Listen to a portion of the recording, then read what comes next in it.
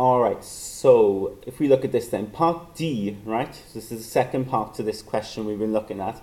Part D, it says use your cumulative frequency diagram to estimate the median and the interquartile range. Now, if we remember the median, okay, we'll do the median to start with. The median is the middle value, isn't it? So in terms of teenagers, we've got 120 here. So the middle one will be the 60th one, won't it?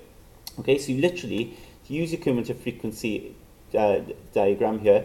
You've got 120 teenagers. So you go in the middle, which is the 60th, and you draw a line, okay, until it hits the curve. Okay, so we draw a line across, okay, at 60, and it hits the curve here, and then we're going to draw a line down. Okay, so it hits the curve there. We draw a line down, and we've got our value there for the median, which will be 172.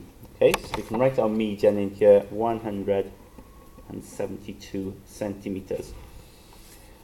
Then we've got the interquartile range. Now remember the interquartile range, we need the upper quartile and the lower quartile. Now if you've got 120 teenagers, right, then a quarter of them is going to be 30, isn't it? A quarter of them is going to be 30.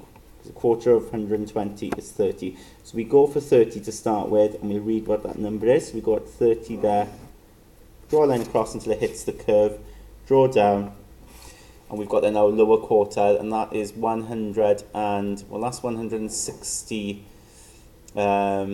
losing track here, that's 169 there. So that'll be 168 there. So that's 168.5, I think.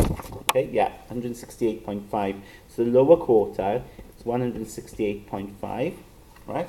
Now, the next time we need to work out the upper quartile, okay? The upper quartile then will be 3 quarters. So if here you've got your lower quartile is 30, 3 quarters then will be 90. So you draw a line across at 90, okay? 90, and then you draw a line down. And when I draw a line down there, okay, for the upper quartile at 90, I get 175.5, okay? So then to get the interquartile range, you've got your upper quartile, your lower quartile. The interquartile range, as I say, I write it like that, IQR, you do upper quartile, take away the lower quartile, okay?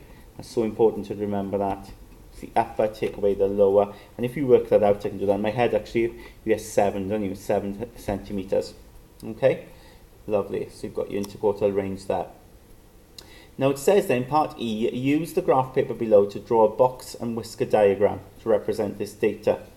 And remember, with a box and whisker diagram, you need your median, that's what we'll start with.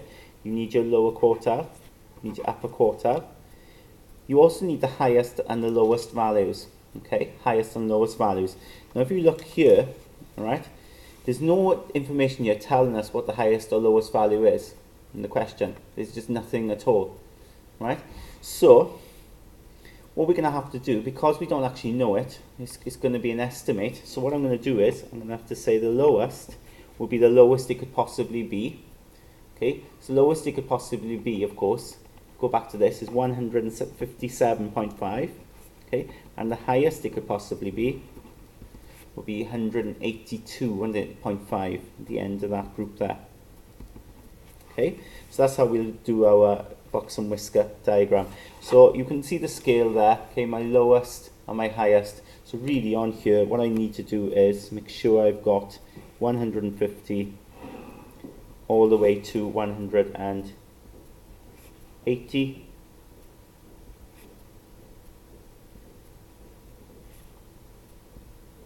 Okay, so you could do it like that, even quite small, isn't it? But it'll all fit on. So now my lowest is 157.5. But of course, when we do box and whisker, we'll start with the median, which is 172. So 172 is here.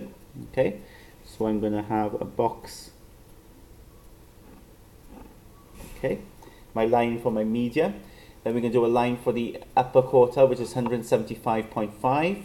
So 175.5, well there's 175, so 175.5 is sort of in between.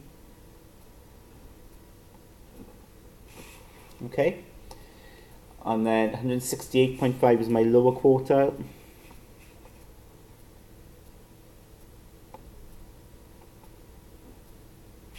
Okay, so I complete my box.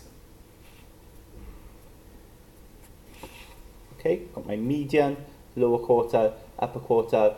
Then I need my highest and lowest value. So my highest is 182.5. So there's my 182.5, which is there.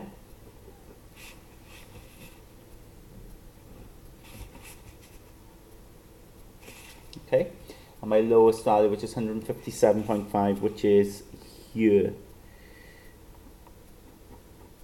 It's 157.5. Okay, so there's my box and whisker diagram there. Okay, I mean, perhaps what I could have done, thinking about it now, to improve this, maybe I could have done the scale differently. Maybe I could have had 150 here, and then 160, then 170, then 180. So spread it out a bit more. Okay, so it would have been easier. When I'm doing the lower quartile and upper quartile values, then the highest and the lowest, of course. So I don't have to go then in between squares. But you know, that's one area maybe you could look at improving. Anyway, job done.